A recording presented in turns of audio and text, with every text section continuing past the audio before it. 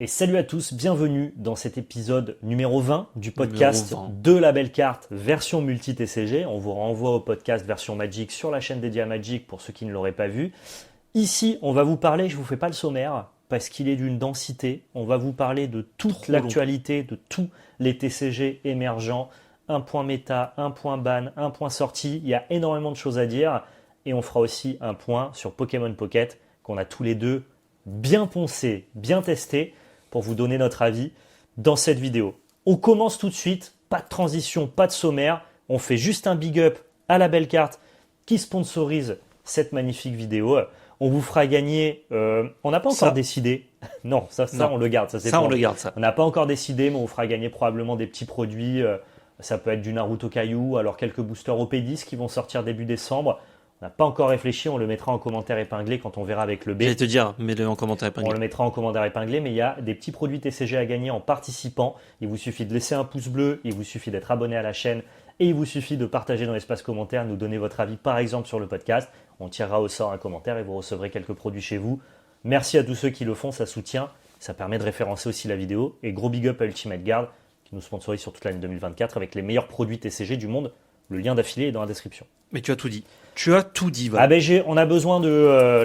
il y a la réunion qui arrive après, là, faut booster. Ah, on a 10 minutes pour le podcast. Donc là, vous regardez, mais c'est pas possible, il y aura 1h15. Ça va pas être possible. Je prends le téléphone dans les mains parce qu'il y a beaucoup de choses à raconter. On commence par un petit point. Celui-là, il va être rapide sur Rise TCG. Ouais, je fais un petit point sur Rise TCG parce qu'il y a beaucoup de gens qui ont précommandé chez nous sur notre site internet labellecarte.fr, notamment pour la sortie du premier set Candypocalypse et qui se demandent quand est-ce que le set va sortir et va être envoyé. Prévu vers novembre à la base. C'était prévu vers novembre à la base. Il y a eu une communication sur le Discord officiel de la part du créateur du jeu qui dit que les produits ont fini d'être créés, entre guillemets produits, mais que maintenant il faut les acheminer, il faut gérer tout ce qui est l'empaquetage et l'acheminement vers les professionnels qui sont des revendeurs. Et donc on attend plutôt la sortie du set à mi-décembre. Donc rassurez-vous, pour tous ceux qui ont commandé chez nous, on n'est pas en retard, on n'a pas envoyé vos produits. Ils arriveront dès lors qu'on les aura, le jour où on les reçoit. On vous envoie tout ça, vous avez été nombreux à précommander chez nous. Les précommandes, du coup, profitez-en, sont un peu rallongées, sont encore ouvertes actuellement avec, je le précise, des frais de port offerts. Donc, qu'importe ce que vous commandez, vous ne payez pas l'envoi. C'est disponible sur labellecarte.fr. Et évidemment, dès qu'on reçoit ça, courant décembre, on vous envoie la sortie de la Candypocalypse. J'en profite aussi pour dire que pour tous ceux qui s'intéressent un petit peu au gameplay de Rise, qui, pour le coup, est un TCG qui a été notamment mis en valeur par l'aspect collection, notamment par la création de contenu et sur YouTube, eh bien, les ambitions du jeu restent aussi de devenir un jeu à jouer et pas seulement qu'à collectionner.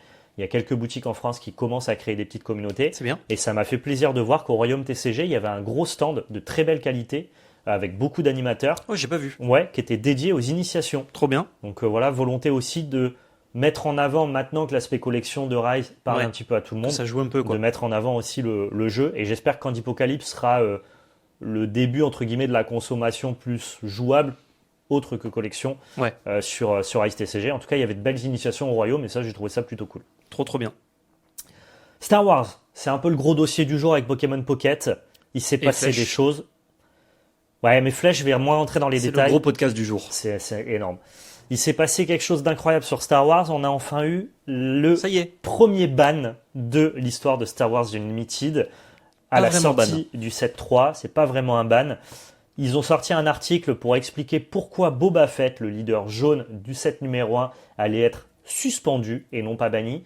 Et ce que je trouve intéressant, c'est qu'ils ont fait un article extrêmement explicatif sur leur vision du jeu, le pourquoi du comment, entre guillemets, ils ont décidé de suspendre Boba, et qu'est-ce que ça allait amener, entre guillemets, comme réflexion pour le futur. J'adore quand des décisions de suspension ou de ban sont motivées par des arguments et par une vision. Et là, pour le coup, Star Wars Unlimited nous gratifie d'un article qui est très détaillé, que je vous mets dans la description et que je vous invite à aller lire si vous voulez rentrer encore plus dans le détail par rapport à ce que je vais vous présenter. Suspension de Boba en format premier. Tu vois, déjà, moi, j'ai appris qu'il y avait un format qui s'appelle le format premier et qui était donc du coup le format officiel de jeu de Star Wars. Il a un nom, ok. On y reviendra tout à l'heure. Pourquoi est-ce qu'il a été suspendu ? C'est simple, sur les Planetary Qualifiers, qui sont littéralement les tournois qualificatifs au Galaxy Tour, qui est l'énorme tournoi galactique. Le Pro Tour, quoi. Un peu le Pro Tour, exactement. C'est 40% de Boba en top et 55% de winners, qui sont des decks Boba. Ouais, donc plus d'un tournoi sur deux est gagné par Boba, c'est... Ce qui est énormissime et ce qui est donc du coup pas sain pour le jeu.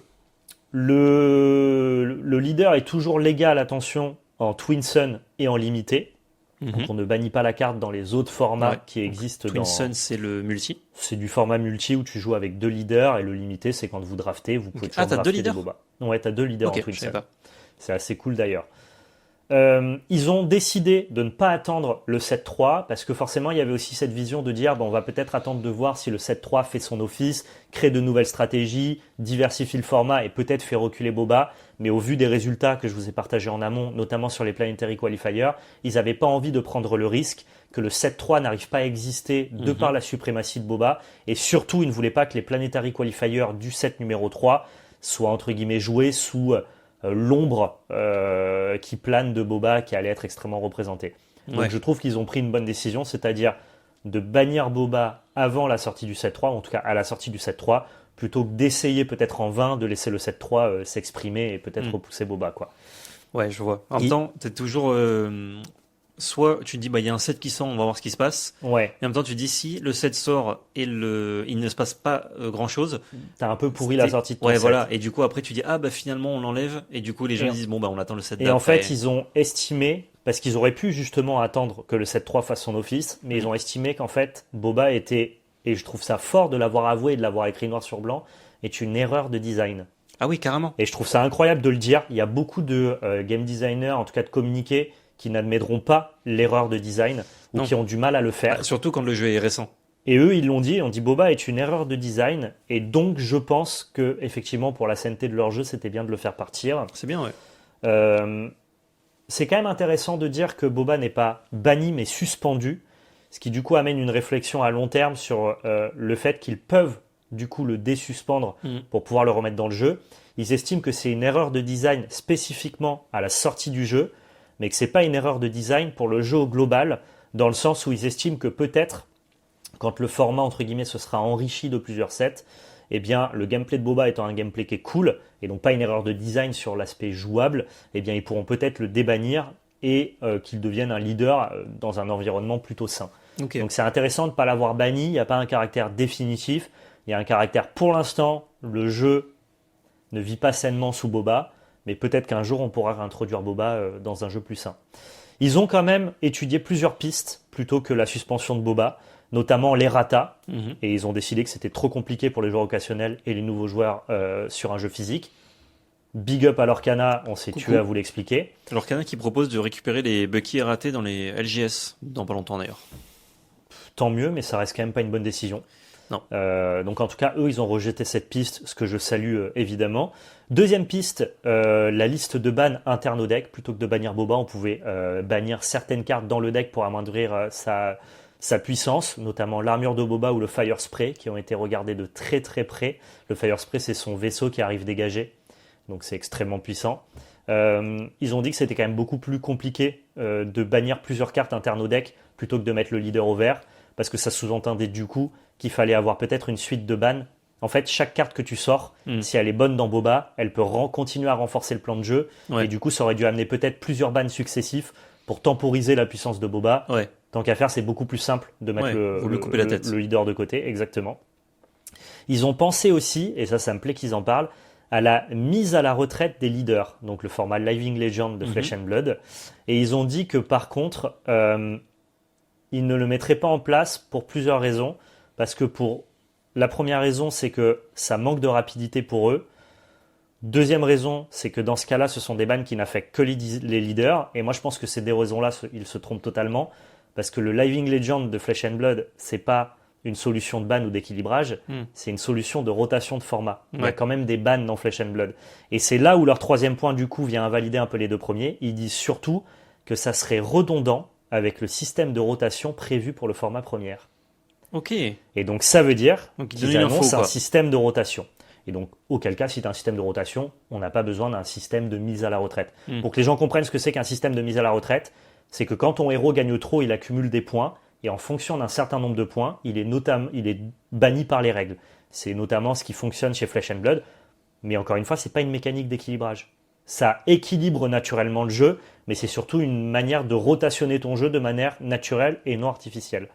Moi, je trouve que c'est excellent, mais ça ne doit pas rentrer dans des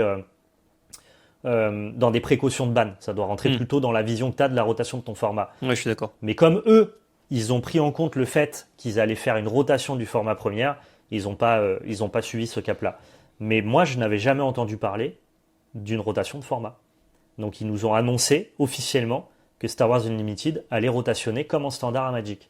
Ce qui est très très rare. Ouais. Il y a très peu de jeux qui On le sait font. pas comment ils vont le faire, mais ouais. Bah, ils ont parlé de rotation prévue pour le format premier. Donc, ils sont obligés du coup de faire sortir quelques sets et continuer à valoriser les plus récents. Oui, mais tu peux faire un système qui est, alors marketingement, pas top pour tes joueurs actuels, mais que je trouve très bien, de réimpression style corset, régulier. Et du coup, en fait, même si tu as des sets qui sortent, il y a une partie de ces sets-là qui reste jouable. Tu vois ce que je veux dire? Oui, oui. Par exemple, le set 1, il sort du truc, Ouais. sauf qu'en fait, dans un autre set un peu dédié, tu as réimprimé certains leaders et certaines cartes, ce qui fait que tu as des cartes qui en fait sont tout le temps légales. Ah oui, oui, bien sûr. Mais, Mais ça reste dans l'histoire des TCG et notamment des TCG émergents. C'est le seul jeu qui suit la direction d'avoir un format rotatif. Ouais. Donc c'est une En fait, prise c'est de le- risque qui est assez énorme. c'est le seul jeu qui l'annonce. Parce que Bah oui. One Piece a 2 ans. Ouais. Donc c'est quand même court. Et Lorcana n'a qu'1 an. Alter Oui. vient de sortir. Donc en fait, on ne sait pas les Mais rotations de historiquement, ces Bandai, formats-là. tu peux comparer de manière. Oui, Bandai ne le fait pas. Bandai ne le fait Je pas suis d'accord. historiquement, tu vois. Mais Donc, on n'a pas assez de recul sur les TCG récents pour savoir s'ils vont faire un ou pas, sachant qu'ils n'ont pas communiqué. C'est vrai. Et Lorcana, tout le monde suppose qu'il va au bout d'un moment avoir un format. Mais même, je vais plus loin dans l'histoire des TCG, si tu prends en compte Pokémon, Yu-Gi-Oh! Ou quoi. Mm. Pokémon a une rotation qui a Ouais. été mise en place depuis le début parce que c'est sorti à la même époque que Magic. Mm. Mais par exemple, Yu-Gi-Oh! Lui, n'a jamais eu de rotation. Ouais. Et la rotation, ça reste quand même l'emblème de Magic. Hein. Mais C'est un Yu-Gi-Oh! A pas de rotation, mais il a une espèce de fausse rotation avec la refonte des règles toutes les X années. Ouais, puis Et il a le un power power creep, creep les naturel. nouvelles mécaniques, quoi. Bien sûr, mais Yu-Gi-Oh! n'a pas besoin, mais ouais. ça reste assez exceptionnel. Hein. C'était vraiment pas attendu. Je pensais pas du tout que Star Wars Mm. Unlimited allait mettre en place une rotation. Non, j'avoue. Puis surtout, ça, financièrement, ça induit certaines choses aussi, Ben, de complètement. l'annoncer à l'avance. Ça Donc, induit le fait qu'il faut être peut-être un peu moins proche de nos cartes de chapitre 1 qui coûtent très très cher parce qu'à un moment elles seront plus. ouais, faut être proche de tes cartes de collection, Ouais. qui seront surtout pas reprint dans cette forme-là. En tout cas, avec les formats rotatifs, c'est souvent le cas. Par contre, des cartes de jeu qui coûtent cher, Un peu moins. attention, quoi. Et ouais. Donc moi j'aime un peu moins cette annonce-là. J'aime bien comme Flesh and Blood un jeu qui rotationne en fait de manière plus naturelle, Mm. mais pas de manière artificielle. Comment ils en sont arrivés là? Eh bien, ils l'ont dit, je t'en parlais en préambule, Boba Fett est une erreur de design et je trouve ça fou de l'écrire noir sur blanc et de l'assumer. S'ils avaient su ce qui allait se passer, ils ne l'auraient jamais designé comme ça. Et pour comprendre comment ça a pu se passer, ils entrent en détail dans tout le processus de développement d'une carte en interne dans Star Wars Unlimited. Trop bien, ça Et je m'intéresse vous trop, invite ça. à aller lire l'article parce que je trouve que c'est assez cool et assez bah, sweet de communiquer comme ça. J'irai lire au moins ce passage-là, parce que j'adore. Ils ont notamment aussi communiqué sur le fait que maintenant il y aura une mise à jour à chaque sortie d'extension à partir de maintenant. Donc on sait que maintenant, dès Ok. qu'une extension va sortir Et, de Star Wars Unlimited, Genre update de la banlist. il y aura un update de la banlist, peut-être Potentiellement avec vide. aucun changement, mais probablement avec un changement. Et quand bien même il n'y aura pas de changement, ça sera toujours pour eux l'occasion de détailler ce qu'ils pensent du format, quelles sont C'est les bien cartes ça. qui surveillent et compagnie. Donc ouais, Star Wars, entre guillemets, prend la bonne voie. Masterclass. Hein. Ouais, franchement, très bel article qui prend la bonne voie pour avoir envie de pérenniser son jeu, s'occupe de sa communauté. Et je trouve que c'est bon signe. On avait un peu peur que Star Wars commence à se casser la gueule. En tout cas, le fait de se maintenir, d'exister et de continuer à croître, ça passe aussi par des décisions comme ça. Ouais. Donc, Ah, c'est super bien. donc propre à eux. Adieu Boba. C'était un bon Ciao. moment partagé, mais Évidemment, pas le créateur de il contenu. fallait laisser. Ah non, bah non. On adore. Toujours On présent adore. sur Twitch, évidemment. Attention. OP10 japonais qui arrive. Quelle grâce. Ça sort début décembre. Tout à fait. Précommande disponible sur la belle carte. Ou pas précommande, hein, si vous regardez ce podcast et que c'est sorti. Oui, Il y a disponible sûrement, sur la belle carte, Disponible sur la belle carte. évidemment. Et les grosses cartes de collection, elles ont été révélées. Ouais, je Et voudrais ça ton me fait- avis sur la manga. Ça me fait très plaisir pour la manga Low. Et ben c'est une pause dynamique. On voit pas trop le personnage. Ouais. Malheureusement, il a un peu de dos. Et je trouve ça dommage. Mais j'aime bien les postures dynamiques. Ok. Et les petits moments choisis en fond. Je sais pas si c'est les trucs les plus iconiques. Je vois un peu mal en petit, mais j'ai l'impression que c'est pas. Moi, j'ai l'impression que le set va se vendre notamment par les SP plus que pour la manga. Moi, à l'inverse, je préfère les poses muséum, qui sont donc du coup l'opposé des poses dynamiques. Donc plutôt le personnage droit de 3/4, un peu en mode statue de cire du musée Ouais. Grévin. Moi, j'adore ces poses-là. Tu vois. Pause. Voilà, comme ça. Ça, c'est pose muséum et c'est très cool. Et donc lui, ouais, il est dans une pose dynamique, un peu de dos, mais surtout, moi, ce qui me frustre le plus, c'est qu'on a déjà une secrète low. Alors, ils ont déjà fait. Une manga? Ouais, il y a déjà une mangalo en OP5. Ah oui, en OP5, c'est Et vrai. ils nous ont fait le coup avec Shanks en OP9 de Mm. nous refaire une secret manga sur un personnage qu'on a déjà. Je crois que pour Shanks, les gens sont en mode ça va, c'est Ouais. Shanks, c'est ok. Law est quand même un personnage qui est très apprécié, mais je trouve ça dommage voilà, de faire une redondance. Il y a des personnages qui mériteraient des mangas et qui n'en ont pas, notamment des personnages de l'équipage de Luffy. Mm. Et Moi, je suis d'accord. elle m'a un peu déçu, voilà, cette secret manga. Je pense qu'elle va quand même beaucoup plaire et que le set va quand même beaucoup Mm. se vendre, notamment par les SP qui, par contre, elle, je te laisse regarder la Sanji. Ouais. La Sanji, c'est extraordinaire, hein. Ah là, C'est SP alternative. c'est juste, ouais, les SP. Mm. C'est des versions alternatives de cartes qui sont pas internes au set. Tu vois, là, par exemple, c'est une version alternative Ouais. d'une carte de ST14. Oh, Il y en de a starter. il y en a Ok, qu'une ouais. par case, généralement, donc une toutes les 12 boîtes. C'est très difficile à drop, mais par contre, c'est d'une beauté qui, je Extraordinaire, pense, hein. va participer à pas mal ravir les collectionneurs de One Piece. Mm. Je te laisse aussi admirer la barbe blanche, qui est grandiose. Délirant. Ouais. Juste délirant. Là, je pète mon crâne, hein. Je savais que on est tombé fort et là, c'est juste fou, hein. Et donc, Très ouais, hâte que ça sorte en c'est français, hein. un des rares produits qui va bien se vendre par les SP, plus que pour la manga, Mm. que par la manga d'après moi. Après, dites-moi, vous, dans les commentaires, si vous me dites, ah bah non, nous, on adore l'eau, très bien, et puis la pose dynamique, elle est cool. Pourquoi pas, mais D'ailleurs, c'est quoi le thème OP10? Je me rappelle plus. bah déjà, tu vois que sur les SP, c'est Wano. Ça, c'est sûr. Mais Alors, c'est pas Wano pour Sanji, hein. pour Sanji, non, mais t'as pas mal de SP avec des personnages de Wano. Ok, Je sais pas quel est le thème global. je me rappelle plus. Non, j'ai pas l'info là non plus. Je saurais pas vous dire. Ok, c'est pour un peu essayer de pré-shot quel autre personnage on pourrait avoir. Mais... En SP, Ouais. elles sont toutes reveal. Ah, c'est? Ouais, ouais, elles sont toutes Ah, reveal. ok, ah, j'avais pas vu qu'elles étaient Donc toutes reveal. tu peux tout aller les voir. Il y a du Katakuri, il y a qui a d'autres. Ah, je les ai plus toutes en tête. On vous les mettra là, vous les avez ici là. Elles sont arrivées là, grâce au PL du montage. Attention, parce que si tu peux pas me les envoyer, Je peux te il y en aura peut-être qui seront pas. Ouais, je peux te les envoyer là. montage. J'ai trouvé celle-là. Tu les as toutes trouvées? Ah oui, je les ai toutes. Ah, ok, ok, ça. Ouais, ouais, je les ai toutes. Ensuite, Le gros morceau. deuxième gros dossier du jour, Pokémon Pocket. Je pense qu'on a des avis à la fois convergents et divergents sur le jeu. Donc ce que je te propose, c'est que tu donnes ton avis sur le jeu. Et moi, j'ai compilé mon avis sur le jeu. Bah écoute, je te laisse donner ton avis d'abord. D'accord, ok. Alors, de ce que j'ai noté, que Comme je ça, je voulais, dis la même chose. je voulais retenir un petit peu tout ce que j'ai pensé du jeu. Déjà, faut être clair, c'est un bon petit jeu de smartphone. C'est-à-dire que si le concept, c'est d'avoir un bon petit jeu sur lequel jouer sur ton téléphone, le contrat est rempli 100%, l'ergonomie du jeu fonctionne très bien, le gameplay est très cool pour un jeu de smartphone. Je vais pas Pas lui- chronophage. ça va, je trouve pas, en tout cas. Non, ça, Ouais, justement, tu peux faire des parties Ouais. rapides, c'est bien. Je vais pas lui tirer dans les pattes, c'est 100% réussi dans le fait de proposer aux gens de jouer entre guillemets un gacha game, ça marche très bien. Je trouve que le gameplay casse pas trois pattes à un canard, mais c'est normal. En même temps, on voudrait pas du tout du gameplay du vrai jeu Pokémon sur un téléphone, ça serait imbitable, tout comme moi je suis incapable de jouer à Magic Arena ou Hearthstone sur téléphone. Il faut forcément, pour avoir une application smartphone, adapter ton gameplay, au même titre que Duel Links fonctionne très bien sur téléphone par rapport à Master Duel qui lui est la version générale du jeu Yu-Gi-Oh! Donc ça, le fait que le gameplay soit simpliste, les gens en font souvent un défaut, je vous assure que c'est une qualité. Vous voulez pas jouer au vrai jeu Pokémon, en vrai oui, mais pas sur téléphone. Je trouve que c'est un super point d'entrée pour le vrai jeu. Je pense qu'il va y avoir un ruissellement naturel de Pokémon Pocket vers non pas la collection de Pokémon, parce que ça pour le coup c'est déjà énormément collectionné à Ça travers marche le monde déjà. entier. Mais par contre sur l'aspect gameplay, qui est pour le coup assez boudé en Europe, à la différence du Japon et des États-Unis, et peut-être que Pokémon Pocket va réussir à ruisseler et à attirer des gens plus sur l'aspect jeu que l'aspect collection. En tout cas, je le souhaite. Le jeu a l'air d'être une très bonne porte d'entrée pour ça. Ça t'apprend notamment les règles de base qui sont à peu près les mêmes que les règles du TCG. Ça reste un gros succès mondial. Le jeu a enregistré 12 millions de dollars de gains en 4 jours. Rentable? Pas étonnant. Oui, bah rentable. Par contre, maintenant, si je passe aux critiques, je trouve qu'il n'y a pas assez d'actualité. Moi, j'ai commencé à jouer le 30 octobre Day One. Je crois que j'ai à peu près déjà tout fait sur le jeu, sauf farmer 50 fois le même événement pour gagner un badge. J'en ai rien à foutre.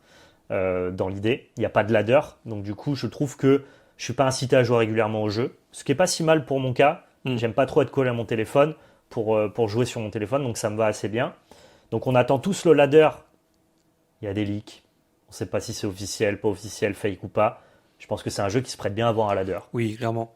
Je préférerais. Je trouve que le jeu est pas très généreux. Alors comme tu disais, on en parlait en off, s'il s'agit de monter ton premier deck, ça va. Et encore que ça dépend de ton compte. Moi vraiment, j'ai hit très très mal.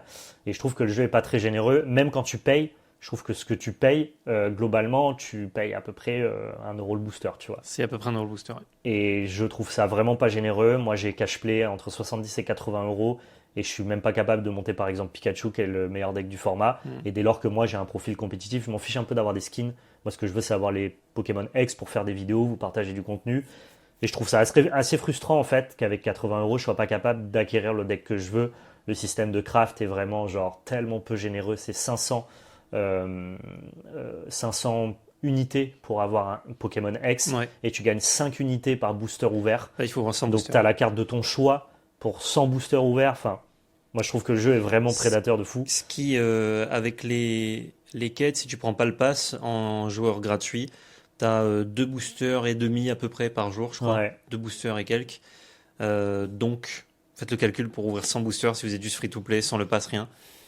C'est très très long pour avoir la X de Donc votre voilà, choix. je trouve pas que le jeu soit généreux, je trouve pas qu'il y ait beaucoup d'actualité. Et après, si on parle purement compétitif, j'aime plutôt bien le jeu. Je trouve que pour un jeu de smartphone assez simple, on prend quand même du plaisir. On ferait pas des vidéos dessus sinon. Le metagame est pas mal dominé par Pikachu, mais cela dit, je trouve que ça reste quand même très diversifié dans tous les decks qui gravitent autour. Ouais. Tu peux jouer Staros, tu peux jouer Articodin 18 Dresseur, tu peux jouer Florizard notamment qui a gagné le gros tournoi. Là, tu disais version Florizard Noix de Coco, tu peux jouer Mewtwo. Je trouve que pour un premier set, il y a quand même une pluralité de decklist compétitive intéressante, assez large. Donc ça, je trouve que c'est plutôt bien branlé. Voilà Ouais. pour mon avis sur Pokémon Pocket. Ben, je suis Sympa mais cher, d'après moi.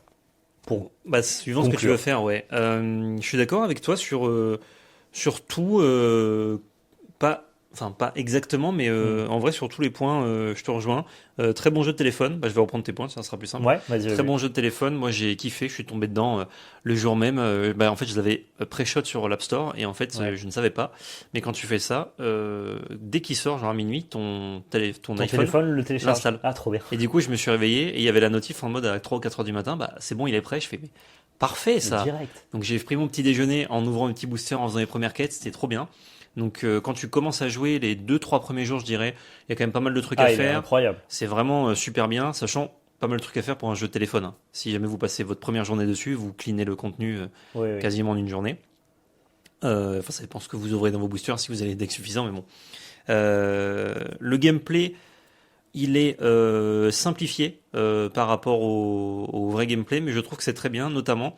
Il corrige les 2 trucs que j'aime pas dans Pokémon. Ouais, le Parce que snowball. des viewers me disaient, mais putain, mais c'est étonnant que t'aimes bien alors que t'aimes pas le jeu Pokémon. Bah oui, mais ils J'ai ont dit- corrigé ce que t'aimais pas. J'ai dit non. Ce que j'aime pas dans Pokémon, c'est les récompenses qui snowball et qui te bloquent ton deck et le système de mulligan.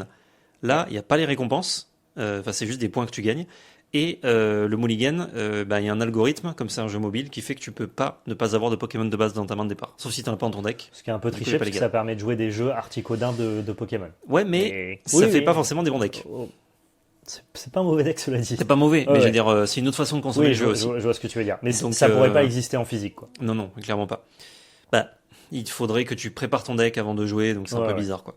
Mais Du non, coup, mais je suis d'accord, ils ont corrigé ces problèmes-là. Du coup, je trouve que ça, c'est vachement bien. C'est pour ça que pour moi, c'est juste Pokémon, mais nickel. Un peu simple. Je trouve que pour parler du gameplay, le premier joueur est vraiment lésé comparé au deuxième joueur. C'est ce que j'ai entendu. Beaucoup de gens ont eu ce retour-là et me l'ont témoigné. Je le ressens pas énormément, moi. Il y a des decks qui le ressentent moins que d'autres. Ouais. Mais je peux te dire que les decks Staros et Pikachu, quand tu go Ils second, sont contents d'être go second. c'est vraiment énorme par rapport à go first. Ok. La différence. Notamment dans des match-up. Bah, je le vois, les nouveaux decks que je te parlais tout à l'heure, Ouais. Arbox, Mogogo. Si jamais je commence, je sais que j'ai perdu, quasiment. D'accord. Après, l'adversaire peut mal jouer. Mais si on joue une game normale tous les deux. Ah, mais est-ce que ça vient pas plus c'est très dur. de la théorie de ton match-up plutôt que du fait de commencer pas commencer? Bah, c'est dommage que. En tout cas, ça accentue, je suis d'accord. Le Mais... pile ou face de début joue beaucoup et c'est toujours dommage. Ouais, mais Donc, c'est tellement dur à compenser. Ouais, j'ai essayé de réfléchir à comment tu peux et. Genre, l'avantage du premier, c'est quoi? C'est de pouvoir évoluer un tour plus tôt. Et donc, du coup, mécaniquement, dès lors que tu es sur des strats de 3 Pokémon, Ouais. notamment sur Mewtwo, tu es quand même content de commencer pour avoir ton gardevoir avant l'oppo. C'est ta seule récompense, je crois. Bah, le truc, c'est que si tu commences, tu peux évoluer en premier, sauf que le coût en énergie de la plupart des attaques des Pokémon évolués fait que si tu évolues en premier, tu ne peux pas attaquer.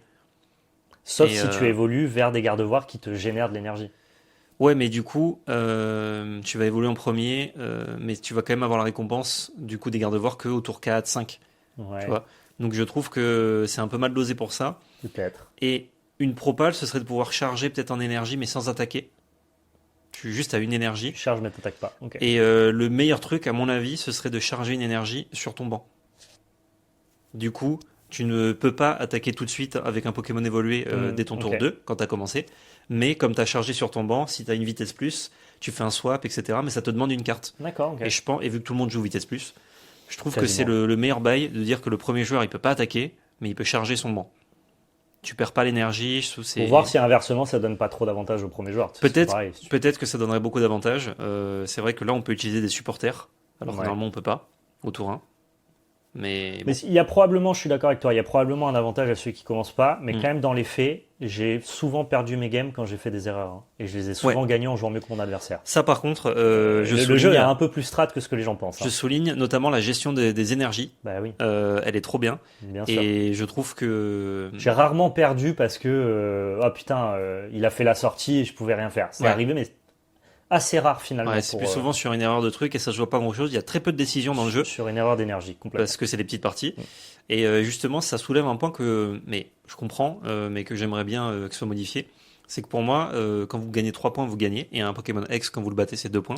Je trouve qu'on devrait avoir des parties en 4 points. Ok. Mais du coup, les decks devraient peut-être être un peu différents et tout. Ce serait un peu bizarre. Ça s'essoufflerait, il y aurait Pikachu des serait parties moins un peu fort, hein. longues. Mais Pikachu serait moins fort. Les Pokémon X, du coup, ce serait moins abusé quand t'en tues un. Parce Mhm. que là, une fois que t'as tué un Pokémon X, n'importe quel kill, t'as gagné. Alors que là, tu peux swapper, par exemple, notamment je vois Pikachu. Une fois que tu t'es fait tuer un Pikachu ou un Elector, tu pourrais switcher sur un Raichu, le charger un peu. Si jamais il se fait battre, t'as pas perdu. T'as encore une vie, tu ok. vois. Donc je trouve que Ça ça ferait des rallongerait le parties jeu.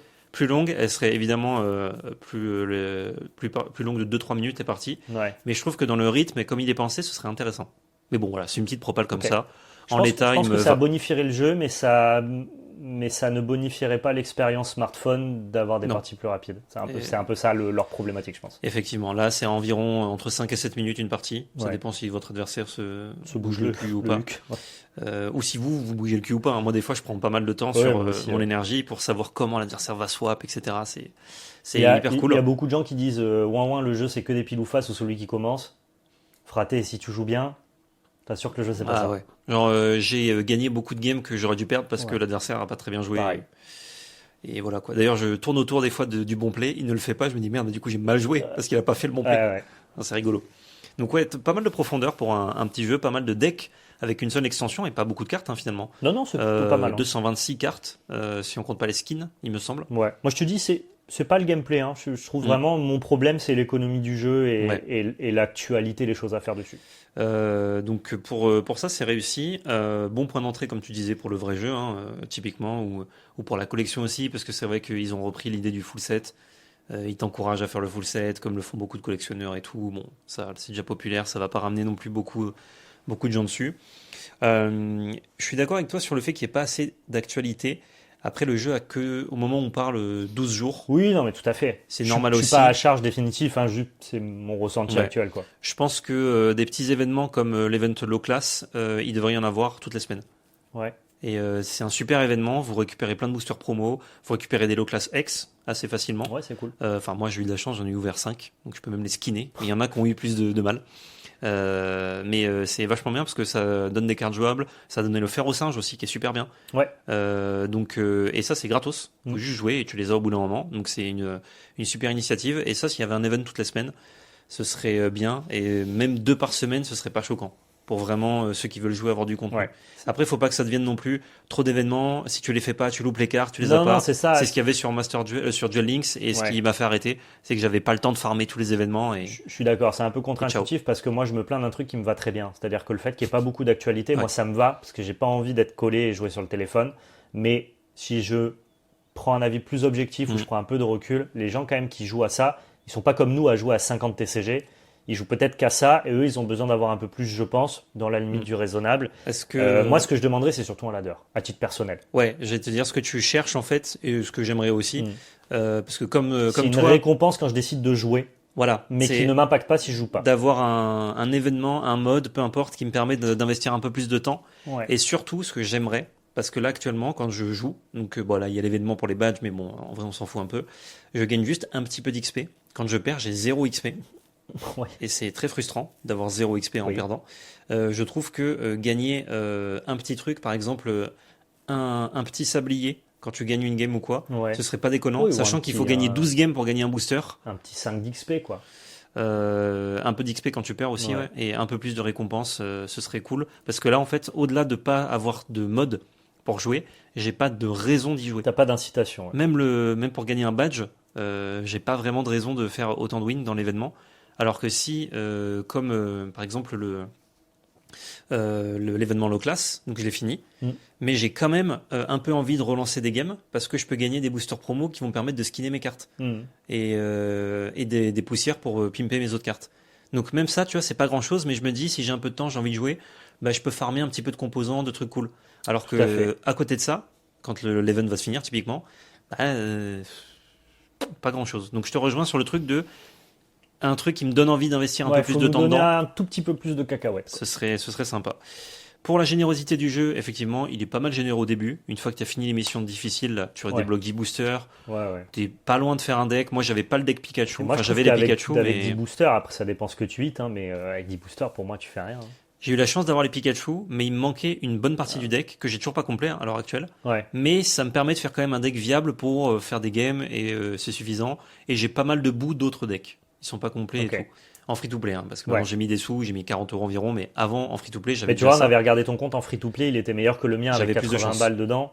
Donc c'est pour ça que je me dis, il y a quand même des mecs qui font toutes les missions difficiles, qui ouvrent peut-être 20, 30 boosters, et Mm. ils ont zéro deck, les types. Hein. Ouais. Mais dans ce cas-là, il faut peut-être roll effectivement. C'est un peu chiant, mais Ouais. Ouais, mais tu vois, pousser à reroll, c'est chiant. Quand un jeu te C'est pas pousse à ouf. reroll. Et je sais pas comment il pourrait équilibrer mieux, hein, attention. Hein. un peu plus Je dis pas, généreux. je dis pas qu'il faut que ça devienne un free-to-play et que tout le monde puisse tout avoir, mais j'avoue que moi, sur ce côté-là, on peut frustrouille, quoi. Je trouve que ça peut passer par deux choses. Déjà, ça devrait être 3 boosters par jour, Ouais, sans compter le pass. ok. Et le coût de création des cartes n'est pas du tout bien pensé. Mm. Parce que, ou alors les boosters donnent pas assez de poussière. C'est l'un ou l'autre, hein, c'est pareil. Oui. Mais il y a un système de craft où tu gagnes des points de booster en gros. Et c'est 5 points, donc on en parlait tout à l'heure, par booster ouvert. Sauf que pour avoir une X, il faut ouvrir 100 boosters du coup. Ouais. Ce qui est abusé. Délirant, ouais. Il faudrait que tu gagnes plus, par exemple, quand tu ouvres des hits. Ce qui fait que quand tu ouvres des hits, si c'est pas les bons notamment, bah, ça te rapproche en plus. Mm. Enfin, c'est pas celui que tu voulais, ça te rapproche quand même de crafter ce que tu veux. Et les skins, ils coûtent pas très cher en points. Entre un X et un skin, il n'y a pas énormément, il y a genre 200 points d'écart. Mm. Donc 20 boosters. Enfin 40 boosters, pardon. Et selon moi, c'est un peu dommage que tu doives autant attendre pour avoir les X qui sont pas des skins, mais juste des cartes que tu as besoin pour jouer. Dans tous les decks, quasiment, il y en a. Alors que pour les skins, bah, justement, tu attends juste un petit peu et tu te fais plaisir avec un skin. Ouais. Donc si les X coûtaient plutôt 250, donc 50 boosters, tu as l'ex de ton choix. C'est Ouais. quand même énorme. Ah oui, c'est Mais déjà 50 énorme. boosters, du coup, ça se fait en moins d'un mois. Donc ça veut dire que tous les mois, surtout si tu as le pass, ça va plus vite, tous les mois, tu as l'ex de ton choix. Mm. Et c'est déjà plus simple, sachant que tu vas en ouvrir au bout d'un moment. Et il va y avoir système de trade. Ouais, moi je crois que ce qui me frustre, c'est que tu puisses ouvrir 12 fois la même carte. Ouais, il n'y a pas de limite à ça. Pour moi, dès lors que tu ouvres 2 fois une carte, tu devrais plus pouvoir l'ouvrir. En Ou fait, alors, c'est 2 ou 5 actuellement. Parce qu'avec 5, tu peux faire un skin. Avec 2, tu peux les jouer. Mais 3 et 4, ça sert à rien. oui, voilà. Non, mais du coup, pour moi, ils auraient dû brider et trouver une autre manière de skinner tes cartes. Ils Mm. auraient dû brider. Une fois que tu as ouvert 2 fois la carte, tu peux plus l'ouvrir, ce qui mécaniquement t'amène plus de chances d'ouvrir les autres cartes. Ou alors, quand tu Ou la alors- réouvres, tu as de les poussières pour. Ou alors, quand tu les Truc. réouvres, tu as des poussières. Ou alors, toi, tu peux décrafter tes cartes. Mais là, la situation de tu peux ouvrir X fois la même carte et à part faire un skin au bout de 5, ça n'a aucune application. Et ben, je trouve que c'est ça le plus prédateur. Effectivement, c'est un peu pensé pour. Moi, Mais j'ai 3 osatueurs, 3 florizards, j'en ai rien à foutre du troisième exemplaire. effectivement, j'ai plus de Ronflex skin que de Ronflex base. Oui, Métamorphe 4 skin. Bon, je vais pas me plaindre d'avoir des skins, mais Bah si. c'est quand même un peu mal et fait. si, Quoi. et si, on se plaint. Si. Du coup, on en vient à mon autre point, qui est que pour défendre un petit peu le jeu, même si effectivement on est globalement très d'accord. On est quand même plutôt content. Je pense que, comme beaucoup de jeux malheureusement de nos jours, il sort trop tôt et les features totales ne sont pas encore implémentées, pas prêtes. Ce qui fait que il y a un système par exemple économique en place qui est pensé pour le jeu complet, Ouais. mais le jeu n'est pas complet. C'est Du probable, coup, c'est probable, ouais. Si tu as des événements comme l'Oclass ou autre qui te permettent d'avoir un peu plus de boosters, de cartes, mais qui sont pas encore là, bah du coup tu es en mode bah, j'ai plus grand chose à faire. Si, comme tu dis, on se plaint d'avoir des cartes en trop, etc., ça sert à rien, bah en fait c'est pour les échanges qui ne sont pas là. Et on n'a aucune info sur le système d'échange, mais vu qu'il y a déjà le bouton, je pense qu'il va pas Oui, ça tarder. va arriver, bien sûr. Logiquement, voilà. Pareil, le ladder qui va peut-être donner des récompenses tous les mois, qui nous permettent à la fin du mois de kickstarter un peu notre collection, d'avoir des skins, des trucs comme ça, mais qui est pas en place. Donc tout ça, une fois que tu as le jeu complet, tu te dis ah ok, en fait on a des trucs à faire. Il est assez généreux, enfin assez généreux. Il est plus généreux que prévu. Mais là typiquement le pass, il est gratuit pendant 2 semaines. Moi, au bout de 3 ou 4 jours, j'avais quasiment tout acheté avec les points de passe. Ouais. Je pense que je ne vais pas payer Oui, non, pour un moi non booster plus. de plus, Moi non plus. pour les 10 euros. Sauf si ils me remettent régulièrement des trucs. Ça ne les vaut pas du tout d'après moi. C'est ça. C'est 10 euros pour 30 boosters. Hein. C'est facile à calculer. Alors, normalement, c'est 1 euro le booster. Donc, c'est Oui, t'es gagnant. Hein, le mais ratio ils sont, est hyper Ils intéressant. sont dispatchés, faut te connecter tous les jours. Non, ils sont stockés. T'en as 2 de stockés. Ah, ok. Donc, tu peux te connecter tous les 2 jours. Oui, oui, mais bon. Mais voilà, c'est un peu complicado. Ah, d'ailleurs, attendez, on est le combien là? Ah, bon, je crois que j'aurais dû l'annuler. Tu l'as c'est pas trop tard. supprimé encore? C'est pas grave. Ah ouais, bon, non plus. On C'est a pas perdu grave, c'est pas 9,99€, tant pis, on l'annulera Mais au prochain, voilà, au prochain mois. c'est pour ça que il y a une bonne partie du jeu, mais l'autre moitié, à mon avis, qui est pas encore là, fait qu'on va pouvoir se dire dans 1 ou 2 J'espère. mois, ok, le jeu il est complet, qu'est-ce qu'on en pense maintenant? On vous fera un point à ce moment-là, Ouais. et ça confirmera ou pas ma théorie de bah en fait quand t'as toutes les pièces du puzzle, le jeu est pas mal, mais là il manque des trucs. C'est un peu la norme hein, de sortir des jeux qui sont pas finis. Hein. En tout Oui, cas, oui, ça mais se c'est fait pour ça que je beaucoup dis dans c'est. l'industrie, donc Sauf qu'en fait, des fois, alors là, heureusement, c'est la licence la plus populaire et lucrative de Du monde. l'univers. Ah oui. Mais, Devant Hello Kitty. mais c'est Hello Kitty en deuxième? Ouais. Ah, je croyais que c'était une licence Disney, tu vois. Et du coup, je me dis que ils ont pas besoin de sortir le jeu complet pour marcher. Comme Non, tu non, le dis, 12 millions en 4 jours. 12 millions 4 jours. Mais c'est pas mal. attention à l'essoufflement. Apparemment, il n'y a pas de nouvelles grosses sorties avant fin janvier, ce qui est bien pour le temps de récupérer la première extension. Il y aurait un premier ajout en décembre sur l'extension actuelle, donc un nouveau booster. D'accord. Donc, par exemple, le booster Tortank, tu vois, je dis n'importe quoi. Ok. Donc ça, c'est un quart d'une extension en plus, donc c'est bien. C'est un mini set. Mais au-delà de ça, voilà, il va falloir travailler aux autres features parce que D'accord. pas trop souvent des cartes, c'est bien. Ça permet, quand ça sort, d'avoir une émulation et entre-temps de compléter sa collection petit à petit. Mais pas assez souvent, Mais- on se fait vite chier. En fait, il faut donner envie aux gens de revenir sur le jeu autre que quand il y a une extension. Parce Ouais, que comme ouais. tu as tes boosters régulièrement, ça suffit pas de juste se connecter au bout d'un moment. Genre moi, si jamais je joue pas au jeu, Je te dis, un je me ladder connecte avec des plus. récompenses, tu combles à peu près toutes les failles actuelles, je pense. Si les récompenses sont Même sur, bonnes, ouais. Même sur le côté économie et compagnie, on peut entre guillemets Tout à passer. fait. Si tu as une incitation à venir jouer, mais qui ne te punit pas de ne pas jouer, le ladder, tu es libre ou pas d'y participer. Ça, je trouve ça assez cool. Et on attend le deck Lugia et OO, moi j'en peux plus. Bah, je pense que ce sera 2 decks. Oui, bah oui. Ah oui, d'accord. Je crois que ce serait un... J'attends l'implémentation Ouais, ouais. de Lugia, quoi. Moi, je veux faire des ultra lasers. Mais à mon avis, ils vont sortir des extensions centrées autour des régions. Là, c'était Kanto. Oui. Après, ce Donc, sera Johto. va Mon avoir avis sera dans On l'ordre. va avoir la deuxième gêne. C'est pour ça que je m'attends en janvier à Lugia, OO, Entei, Suicune. Tout à fait. Ou alors, Je ce le sera vois à ton peut-être... deck Reiku, tu vois. On est là. Ce sera 2e ou 3e génération, à mon avis. Là. Non, non, deuxième. 3e, c'est bien aussi. Bah, je préfère la deuxième et je serais très chaud d'avoir la troisième après. Ah, effectivement. Restons dans l'ordre, ça me va très bien. Parlons un peu d'Alterd. Ouais, on va parler d'Alterd très rapidement pour vous dire que Qu'est-ce qui Waru se passe commence à échauffer les esprits un petit peu de la communauté compétitive et moins Oré rouge. compétitive Pas du content. jeu. Les gens voient un peu rouge, ouais, jusqu'à ce que j'ai entendu dire que dans des cercles de joueurs, ça pouvait même irriter ou amener à des comportements pas forcément toujours très sains et gentils Ah. face à des gens qui joueraient Waru, du genre dans ton groupe de test ou dans ton local, en mode oh, tu joues Waru, tu fais chier, tu vois, on veut pas jouer avec toi. Attention à pas devenir un problème plus important vous-même que Waru. Je le précise quand même parce que j'ai entendu des retours Tu fais qui bien. m'ont pas beaucoup plu. Tu fais bien, tu fais bien. Les gens qui sont pas très sympas et pas très malléables avec le fait que que les gens aient des envies de jeu différents, vous êtes probablement plus toxique pour le jeu que Waru lui-même. Je pose ça là, maintenant on va parler de Waru. Waru, il y a- bah, aucun problème en fait.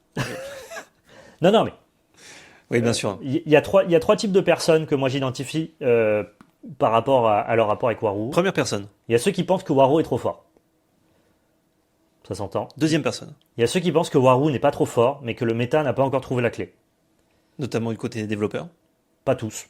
C'est tous. pas un consensus dans le développement. Dans le développement. Ok. Troisième personne. Il y a ceux qui pensent que Waroo est, quand bien même qu'il soit trop fort ou pas assez fort, est tout simplement trop frustrant à affronter et interdit le jeu casual. Je suis assez d'accord avec ça.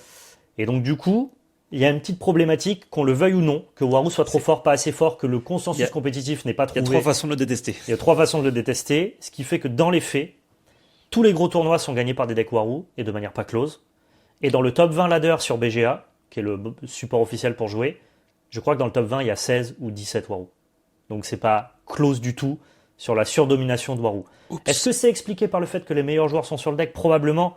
Est-ce que c'est expliqué par le fait que peut-être on n'aurait pas trouvé un truc qui bat Waroo? Peut-être. Mais dans les faits... Il y a quand même très peu de fainéantise au niveau des gros joueurs, donc ça m'étonnerait qu'ils aient... Enfin, je pense que c'est possible de le battre, mais que peut-être tu te fais trop prédater par autre chose. Mon propos, c'est pas de défendre l'idée qu'il y aurait peut-être un deck meilleur que Waroo qui permettrait de stabiliser le méta. J'ai beau le penser, dans les faits, Waroo est trop présent. C'est ça que tous les cas. Dans tous les cas. Donc à ce stade-là, quand bien même il existerait une solution, elle n'a pas été trouvée. Et donc je pense que Waroo nécessite peut-être une action de la part d'Equinox. Généralement, Equinox, donc ceux qui développent le jeu Altered, ils sont plutôt très proches et à l'écoute des retours de la communauté. Je sais que notamment, en interne, forcément, ils sont très précautionneux de la question de Waroo. On n'a pas d'infos. En tout cas, moi, j'ai pas d'infos.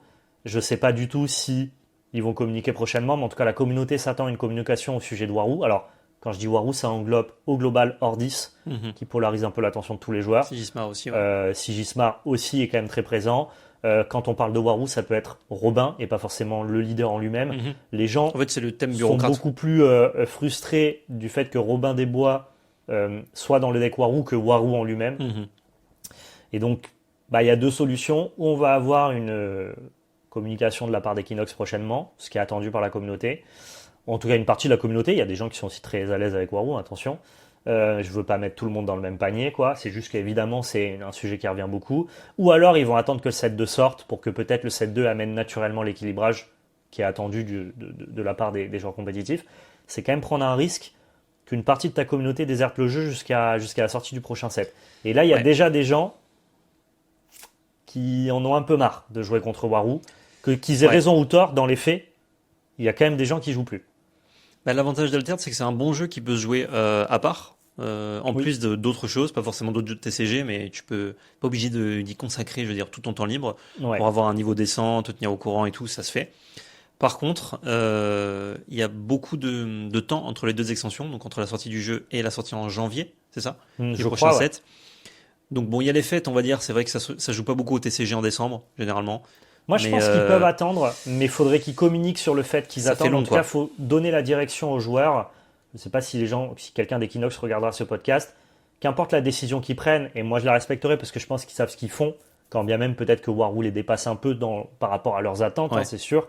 Je pense que même s'ils décident d'attendre la sortie du set 2, il faut le dire. Peut-être qu'ils l'ont déjà dit au moment où vous voyez ce podcast. Mais ce qui est toujours important pour moi, c'est la communication au-delà même de la prise de décision, tu vois. Ouais. Donc on attend en tout cas quelque chose qui soit lié à Waroo. Après, que faire? Est-ce qu'il faut bannir Waroo? Est-ce qu'il faut errater Waroo? Moi, j'aime pas les erratas, le faites pas. Non. Est-ce que le problème, c'est le leader ou la carte? Il y a beaucoup de gens qui disent que c'est Robin des Bois le problème et pas Waroo. Il y a des gens qui pensent qu'il faudrait errater Robin des Bois, par exemple, taxer que la première carte du tour. Bref, tout le monde a un petit peu sa petite idée pour équilibrer le jeu.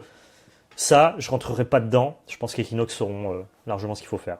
Avantage d'Altered sur les ratas. C'est plus simple d'errater Altered. Comme c'est numérique, enfin, tu as ta collection numérique, tu peux réimprimer. C'est bien pour ça que les gens parlent beaucoup d'errata. Et notamment, tu peux, je pense, de la part d'Equinox, offrir, si tu fais un errata, tu vois, toutes les collections qui possèdent ces cartes-là. Offrir gratuitement le nouveau print. Ou une réduction ou quoi quand tu vas commander tes cartes. Et du coup, les cartes erratées, tu les payes pas. Tu vois. Peut-être. Je pense que c'est un coût pas si énorme pour une solution qui est très simple pour eux. Et du coup, quand tu as ton ancienne version en papier, c'est rigolo, tu peux la garder. En mode, vous avez vu, ça faisait ça avant. et toi tu reçois le nouveau Mais print. t'as raison, c'est peut-être un jeu, moi je suis vraiment jamais pro errata, et en Ouais. même temps, Moi non plus, je mais mitige un peu là, ça mon marche avis du fait que ça soit un jeu qui se collectionne aussi de manière numérique. Mm. C'est quand même plus propice à un errata, et c'est peut-être pour ça que la communauté parle autant d'errata, parce que ça fonctionnerait pas trop mal. Donc je suis assez d'accord avec ça. Et maintenant, je reviens entre guillemets à mon introduction pour faire un petit disclaimer. Il y a des gens qui jouent Warou parce qu'ils aiment ça, il y a des gens qui jouent Warou parce qu'ils ont investi dans ce deck, il y a des gens qui jouent Warou parce qu'ils ont envie de jouer compétitivement et que le jeu le leur permet, il y a des gens qui jouent Warou parce qu'ils n'ont pas d'autres decks, parce qu'ils ont déjà investi dans Warou, et ces gens-là doivent pas être mis en marge, doivent pas recevoir vos critiques négatives, doivent pas avoir des avis à charge parce qu'ils jouent Warou. Tant que le format le permet, ils ont le droit de jouer Warou. Ne soyez pas désobligeants envers ces personnes. Voilà, ils ont le droit de jouer Warou jusqu'à ce que Altered le leur interdise. Tout à fait. Flesh and Blood. Ouais. On va parler de Flesh and Blood parce que pareil, et je vous dis ce podcast il est sans fin, il y a une actualité de zinzin, il y a monsieur Grégor Kowalski qui a gagné les championnats du monde de Flesh and Blood à Osaka. Pour ceux qui ne savent pas qui c'est monsieur Grégor Kowalski, Ancien c'est joueur de un Magic. imminent joueur de Magic qui est parti sur Flesh and Blood en 2021, notamment pendant la période post-Covid avec la suppression de l'Organized Play. Ouais. Il a un peu claqué la porte à Magic et est parti sur Flesh and Blood. Grand La bien lui fin fasse. de la période Arena aussi. Voilà, il a gagné 100 000 $. Il était joueur MPL à l'époque sur Magic, donc très très gros joueur de Magic. Il a gagné 100 000 $ en gagnant les Worlds de Flesh and Blood, donc gros GG à lui. Pas mal. Mais il les a gagnés d'une manière assez particulière parce qu'il a joué à un jeu qui est son propre jeu, qui s'appelle Enigma Fatigue. Donc c'est-à-dire que le plan de jeu, c'est de fatiguer l'adversaire. La fatigue à Flesh and Blood, pour que vous compreniez bien, c'est quoi? C'est quand l'adversaire épuise tout son deck et se retrouve donc du coup sans aucune ressource et n'est plus capable du coup de jouer. Ce qui fait que Enigma, le deck de Grégor Kowalski, ne cherchait pas à gagner les games, ne cherchait pas à porter des coups, ne cherchait pas à attaquer, mais seulement à survivre, jusqu'à ce que l'adversaire, comme l'illustre bien le plan de jeu fatigue, soit tellement fatigué qu'il ne puisse plus rien faire et finisse par perdre mécaniquement sous les assauts renouvelés de cartes de merde du deck de Kowalski. Avec l'arme notamment. Avec l'arme. C'est un plan de jeu qui a pas beaucoup plu en table filmée, notamment pour un Pas très événement aussi divertissant, ouais. visible que les Worlds, qui était commenté notamment en français sur la chaîne de Heavy Hunter. C'était très qualitatif. Moi, j'ai regardé tout le top 8 et un peu du G1 et du J2 et je me suis bien régalé. Mais c'est vrai que voir un joueur pendant 1 heure juste bloquer, gagner des points de vie, bloquer, gagner des points de vie, bloquer, gagner des points de vie, et juste mécaniquement, parce qu'il est capable, entre son tank, son point de vie de départ et les points de vie qu'il gagne, avoir 120 PV, et la masse critique du deck en face qui n'en met On peut-être que commence 110. avec 40 pour ceux qui connaissent pas. Il a juste, en fait, mécaniquement juste gagné la game presque au moment où il a posé son deck en Ouais. face de l'adversaire. Il n'y a pas de bonne issue pour l'autre. Ouais, en fait, il y a eu ces patterns de là contre certaines stratégies qui faisaient qu'il a un peu cassé le code, tu vois, il a un peu... Il a trouvé la solution. Il a un peu cassé le code et donc ça n'a pas plu à beaucoup de gens, mais en même temps, moi je trouve ça assez impressionnant qu'il ait réussi en fait, à... C'est dommage qu'il gagne les Worlds comme ça. Ouais, c'est ça. Enfin, pas pour lui, mais genre que les Worlds aient été gagnés de cette Mais en manière. même temps, c'est incroyable qu'il ait designé ce deck-là et qu'il ait pu le mettre en action, tu vois. Ouais, mais c'est toujours c'est toujours stylé quand quelqu'un découvre un deck Ouais, et juste après, je spoil un peu, mais fait ban des cartes. complètement.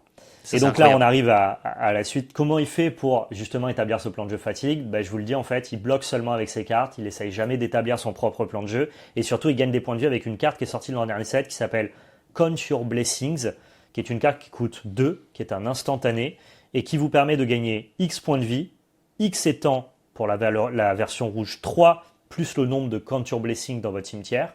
Pour la version jaune, c'est 2 points de vie, plus le nombre de Count Your Blessings dans votre cimetière. Et pour la version bleue, c'est 1 point de vie, plus le nombre de Count Your Blessings dans votre cimetière. Si vous avez ces 9 cartes-là dans votre deck, vous gagnez sur l'entièreté de la partie, quand vous les jouez toutes, un total de une cinquantaine de points de vie, je crois. C'est 18 de base, plus. C'est 18 de base seulement sur les 6 cartes. Plus incrémenté. Ah oui, non, c'est 15 plus 3, ouais. Donc c'est 18 plus l'incrémentation de Ouais. chaque carte. Donc on est à peu près dans les 50, j'ai pas fait les calculs pour vous. Mais ce qui fait que de base, si jamais Grégor Kowalski voit tout son deck, il n'est pas à 40 PV, il est à 90 PV.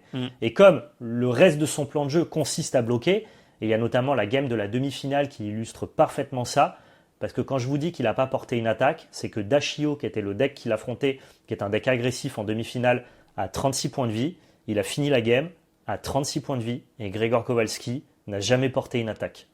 Pas besoin. Quand Il- t'es le boss, Il n'a que bloqué, gagné des points de vie. intombable. Et mécaniquement, Dashio n'avait pas la masse critique pour finir cette partie. Et donc c'était, moi je trouve incroyable de voir ça, et en même temps tellement frustrant, Ouais.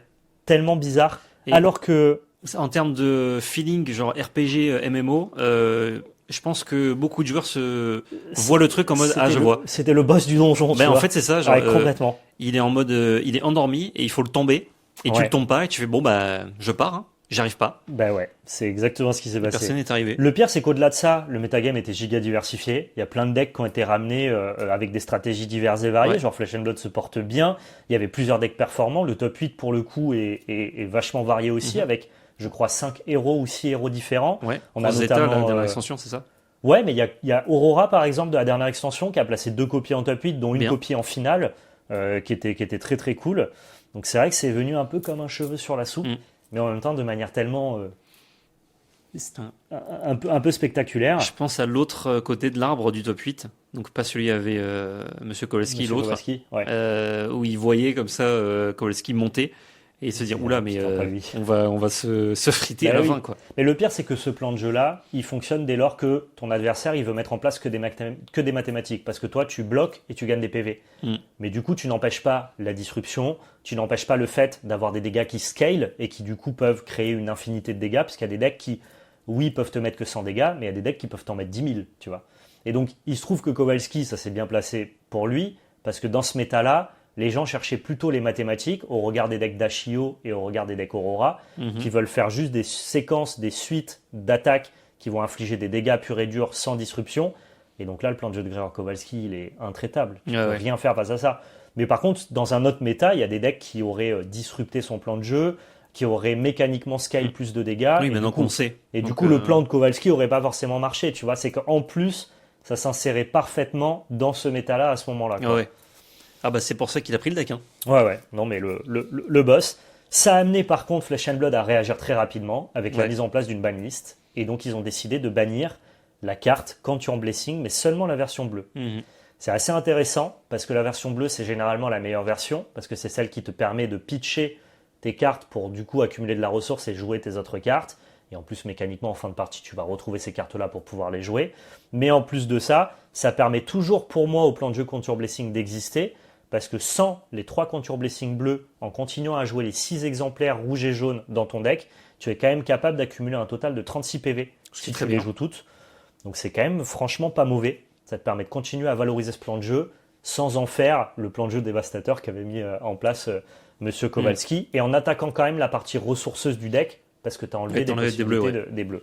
Donc je trouve que c'est un ban très intelligent. Ils ont aussi banni Ioctane. Ioctane qui est une pièce du deck d'Ashio qui est un des meilleurs decks agressifs qui a placé 2 copies en top 8. J'ai pas trop d'avis sur ça, je suis plus mitigé. Je savais pas forcément que Dashio avait besoin d'un ban. Bon, ils se sont dit on va réduire un petit peu le power level des decks très fatigue. On va aussi du coup réduire un peu le power level peut-être du deck agressif le plus Ouais. populaire du format. Des deux côtés ouais. Ça peut s'entendre. S'en est suivi du coup une vague de ban, en tout cas d'équilibrage dans les autres formats. En Blitz, ils ont décidé d'augmenter le seuil de Living Legend. Living Legend, c'est la retraite des leaders, littéralement. Quand un héros a accumulé assez de points, il est banni par les règles et il gagne des points à chaque fois qu'il gagne des tournois majeurs. Qui se place classique. sans forcément gagner. Non, justement, c'est que gagner. C'est pas quand il se place. Pro Tour et World, il n'y a pas des points dans le top? Non, c'est que quand tu gagnes. Ah ouais, autant C'est pour moi. spécifiquement quand tu gagnes. Justement, moi, je trouvais que c'était intelligent de mettre peut-être des points aussi au placement. Un petit peu ouais. Pour l'instant, c'est pas le cas. Ah, il me semblait, ok. Mais c'est pas très grave, ça marche quand même relativement bien comme ça. Le Living Legend était atteint en Blitz à 500 points, alors qu'en CC c'était à 1000 points. Ils ont rehaussé à 1000 points aussi pour le Blitz. Ils ont doublé tous les points des decks qui étaient déjà bannis pour les laisser bannir, évidemment. Sauf pour Zen, qui était un deck de Blitz récemment banni, qui du coup lui conserve seulement ses points actuels. Redevient légal. Et donc du coup il redevient légal jusqu'à arriver aux 1000 Il points. a mi-chemin du coup. Ouais, ce qui permet du coup de réintroduire Zen en Blitz, parce que j'imagine qu'ils estimaient que le deck, de manière, avec les amoindrissements qu'ils ont fait à côté, était probablement encore légal. Pareil, je trouve que c'est assez malin de leur part. Ils ont décidé de bannir ensuite Belittle et Hadron Co-Leader, je crois. Collider, ouais. Je ne vais pas rentrer dans les détails de ce que ça apporte ces bans-là, je n'en suis pas capable. Excellent. Pour le Living Legend, qui est donc du coup le format où vous pouvez jouer les cartes qui sont du coup à la retraite, qui est un format très puissant et très sympathique, là ils ont décidé de ban Open the Floodgate et de déban Starstruck. Ça c'est plutôt cool, ça veut dire qu'ils ont Pour plus si Starvo. peur de Starvo, Ouais. qui est plus si dominant que ça en Living Legend. Il y a beaucoup de decks très forts, il y a notamment Briar qui marche bien, Starvo toujours, Chain, Zen. Donc le Living Legend est enfin un vrai format. C'est pas Starvo et Ça y Starvo. est, ils ont fait un peu de ménage. Ok. Donc ça fait plaisir. Et enfin en Commoner, ils ont décidé de bannir Aether Ironweave. Le Commoner, c'est le popper de Magic. Tu joues qu'avec des communes. C'est un très bon format, Trop cool. qui est assez sympa. Et ils ont ban notamment cette carte pour faire baisser un petit peu le power level de Shane, qui est un très très bon leader de Commoner. Voilà, fin sur le point Flesh and Blood, il y avait beaucoup de choses à dire. Ouais. J'espère que vous n'êtes pas trop perdu dans les explications, mais c'était intéressant d'en parler. Ça va parler au moins aux Blooders. Ça parlera au Blooders. Ça fait un Je te peu ce laisse qui se parler passe. un peu de sorcerie. Mais oui, quel plaisir. Quel plaisir sorcerie. Petite actualité, pour un jeu qui a une actualité par an, c'est bien, on en a deux en 2 podcasts là, Oui. ou 3 podcasts même. C'est vrai. Ils ont confirmé le mini-set Dragon, ils en avaient déjà parlé, je sais plus où. Ouais. Nous, on en avait parlé ici en tout cas. Pour l'année prochaine, seulement 13 cartes, c'est ça? Ouais, C'est c'est en- seulement 13 cartes, ça sera un produit fixe, donc bizarre, pas une distribution TCG. Ouais, donc t'achètes et t'as les 13 cartes. T'achètes, c'est un Bah, secret lair. C'est ouais, mais je trouve ça sympa. Et c'est en comme collaboration produit. avec Edbeard JR, que moi Ouais. je ne connais pas, mais qui doit être probablement un illustrateur reconnu de fantasy. Je suppose, je ne connais pas non plus. J'ai pas l'info. En tout Je sais cas, pas qui c'est. vous voyez les visuels, notamment pour le C'est une pochette de set métal. Dragonlord. C'est littéralement une pochette de métal. ça Pochette me d'Iron régale. Maiden, bien vintage. Exactement. Là, tu fous un squelette, là, Ah on est ouais, bon. Hein. c'est ça. C'est extraordinaire. Et on a déjà 2 images. Une d'un Fire Dragon, qui est un Fire Dragon, quoi. Ouais, un c'est peu juste- squelettique, Juste d'ailleurs. un dragon de feu, quoi. Très Et stylé. le Dragon Lord, c'est vraiment une vieille carte Magic, quoi. Ah, c'est fou. J'ai juste envie, franchement, ça me donne juste envie de jouer ce jeu, quoi. Ça C'est marche bien. En tout juste cas, avec la DA. ils ont le mérite d'être très droits dans leur botte, dans leur DA. Mm. Et j'avoue qu'on apprécie ou qu'on n'apprécie pas, ça a le mérite d'être très clair. Et j'aime bien, moi, les offres radicales comme ça, Ouais. où ils sortent vraiment du lot, quoi. Le Dragon Lord, en plus, il a vraiment une vibe. Il a un effet, genre un peu de manga, tu vois. Genre, tu choisis un dragon unique au début, c'est ça ta carte maîtresse. Ouais. Et puis, quand tu atteins le seuil, tu peux avoir les pouvoirs de ce dragon-là, ou alors aller chercher dans ton deck, quoi. C'est trop bien. Carrément. C'est trop bien. Carrément. Donc, très, très jolie DA, j'aime beaucoup. Mm. Et ils ont aussi officialisé Et oui, le prochain set qui sera Angel versus Demons. ah, ça aussi, ça va Il régaler. y a un petit visuel qui a été posté, un petit art comme teaser où Ouais. on voit du coup une armée d'anges. Exactement, contre peut-être des démons en fond, je sais pas trop. Ouais, je vois pas très bien. Je Bon. vois flou. Franchement, Sorcery, ils sont pas là pour innover sur l'aspect fantasy. Et ils ont bien raison. Il y a des dragons, Ils y a ont des tout anges. à fait raison. il y a des démons, et franchement, des on se chevaliers. prend pas plus la tête, quoi. À l'instant. Mais Non, ça mais fonctionne. c'est hein. bien. Je crois que les gens qui jouent à Sorcery cherchent ça. Oui. Voilà. Tu veux juste Ils te veulent foutre la pas règle. les inventeurs de Kaladesh dans Magic. Ah, non. On veut revenir à du bien dark, bien En médiéval plus, fantasy, tu vois. À côté, t'as Space Opera dans l'année, Spider-Man et Ouais, course ouais. de moto. Donc vraiment, Alors, nous, on les va vous briscards. remettre vraiment des anges et des dragons. Non, mais je comprends le positionnement. Et c'est bien joué. C'est bien joué parce que là, tu vois, je vois les cartes et je sais même pas jouer au jeu. J'ai jamais joué au jeu. Tu vas quand même pas acheter plus ça que de Spider-Man. Je te connais, hein. Mais ça fait envie. Bah, le Dragon Lord, c'est facile, j'achète le produit, je l'ai. Ouais, c'est vrai. Et ce sera peut-être plus facile à voir que des Secret Lair Storm. Ça sera plus facile à voir que les Secret Lair Marvel, je pense. Je pense aussi. Après, attention, t'es pas à l'abri d'une surprise. Hein. On sait jamais, mais Faut bon, regarder ce qui j'y se passe crois. chez la concu. Et d'ailleurs, ouais, on n'a pas noté là dans le récap, mais je peux en dire un petit mot, on n'est plus à ça près. Oui, oui. Il y a pas mal d'événements sorcerie qui ont lieu actuellement. Ouais, Il y en a eu par-ci par-là des SorceryCon des boutiques en avec France, j'ai vu aussi qui quelques jouent, joueurs. qui poussent un peu le jeu. Alors j'ai vu surtout aux États-Unis, mais un peu D'accord. en Europe aussi, ouais. Et il y en a en France, mais j'ai pas vu ce qui s'est passé en France. Je sais juste qu'il y en a eu. Mm. Donc c'est cool. Et le compte Twitter du jeu, c'est le seul source d'information que je trouve régulière, qui met un peu en avant ces événements avec un peu des interviews et tout, des créateurs notamment.